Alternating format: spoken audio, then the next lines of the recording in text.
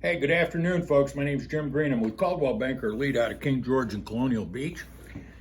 I want to throw out something there today. I'm not trying to sell you a house today. I'm just going to try to tell you some things that may help you out as we go into winter. This morning out here, we were below 30 into the mid 20s. So I just want to bring up a couple of things. Pipes are a major problem, okay? Pipes can break when they get cold because the water freezes in there and it expands, makes the pipe go bang, and then you've got all kinds of problems. Remember that if you can buy some little piping insulation, put it in under your crawl spaces and stuff, that only costs about 50 cents a linear foot, which is a lot cheaper than calling in a plumber. So I'd always recommend that. And if you're not quite sure on how to do it, it's not that complicated a thing. Take a look on YouTube, see what other people have done, and you can probably do quite a bit of that stuff yourself. Also, insulations in like attics and crawl spaces.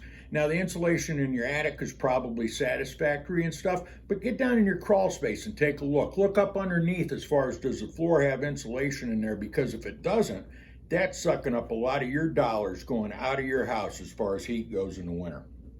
Some of the safety things I want to talk about is if you've got a gas fireplace or if you've got a chimney, make sure that the chimney sweep gets out there, takes a look at it, make sure that it's in good shape and ready to go for this season.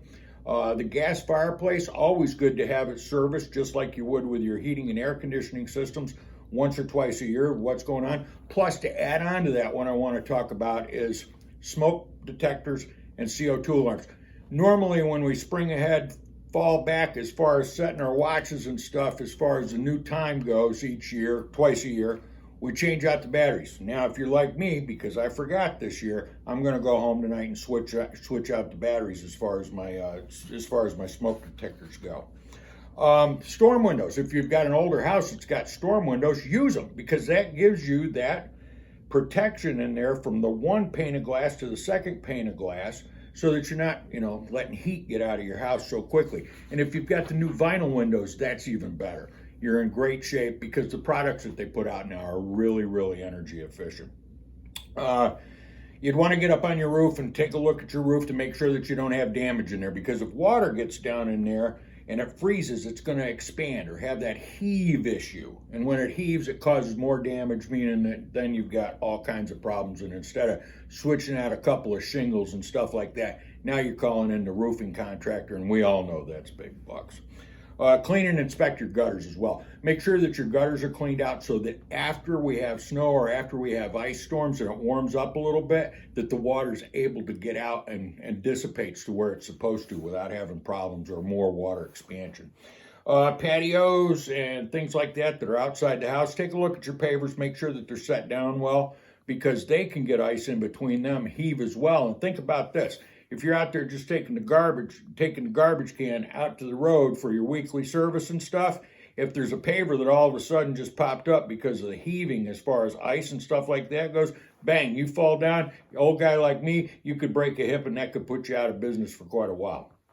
The other things that I'd like to point out is take a look around your house, take a look for limbs and things as far as trees and stuff like that. Go out there, that if it looks like it's a problem today, think about it in the long run, because it's probably going to be a real problem if it's got a half an inch of ice coated all over it and ready to drop down onto your house or onto your neighbor's house. So that's something to always take a look at.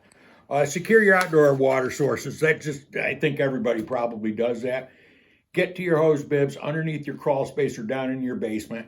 Shut those off if you can. I know that we have year-round faucets that we use now, but just think about it. If you don't need to use them, it's better to shut it off, and that way you don't get the pressure and stuff in there from expanding ice. Other than that, I'd also say mark your driveways. Mark each side of your driveway on your road so you know where it is. So if you have to shovel out, because even here in Virginia, there's going to be a couple of times a year I'm going to get at least 12 inches of snow. So I want to know where the boundaries on my driveway are. So if I'm out there pushing with a truck that comes in and out of my driveway that takes care of my snow service, they can see the boundaries as far as the driveway goes. Other than that, let's have a safe winter. Let's just sort of take some of these things on. And I think that'll make everything better for everybody. Other than that, have a great day. My name is Jim Green. I work at Coldwell Banker Elite in King George and Colonial Beach. Look forward to talking to you. And if you got any questions, give me a call at area code 804-214-5246. Have a great day.